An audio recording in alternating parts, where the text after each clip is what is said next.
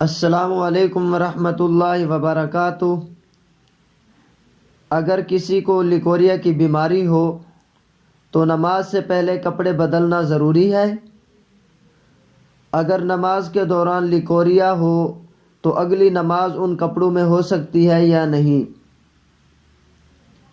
یہ بات واضح رہے کہ لیکوریا کی رطوبت اور پیشاب کا قطرہ ناپاک ہے، اس کے نکلنے سے وضو ٹوٹ جائے گا، اور اگر کپڑے پر لگ جائے تو کپڑے کے اس حصہ کو دھونا ضروری ہوگا۔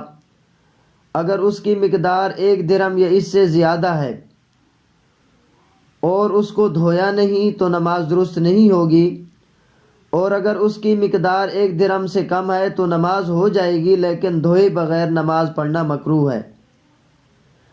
تاہم اگر یہ بیماری کسی کو اتنی زیادہ ہو کہ کسی نماز کے مکمل وقت میں اسے اتنا وقفہ بھی نہ ملے جس میں وہ وضو کر کے پاکی کی حالت میں اس وقت کی فرض نماز ادا کر سکے، تو وہ معذور کے حکم میں ہوگی، اور معذور کا حکم یہ ہے کہ ہر نماز کا وقت داخل ہونے کے بعد 1 مرتبہ وضو کر لے اور پھر اس میں جتنی چاہے نمازیں پڑھے۔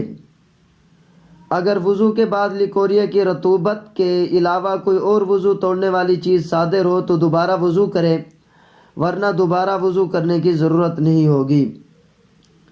باقی کپڑا پاک کرنے کے حکم میں یہ تفصیل ہے کہ اگر اتنا وقفہ ملتا ہو کہ کپڑا دھو کر نماز پڑھے تو نماز کے درمیان میں وہ دوبارہ ناپاک نہ ہوتا ہو، تب اس کے ذمہ دھونا واجب ہوگا، اور اگر یہ حالت ہو کہ کپڑا دھو کر نماز پڑھنے کے درمیان پھر وہ ناپاک ہو جاتا ہو تو دھونا واجب نہیں ہوگا۔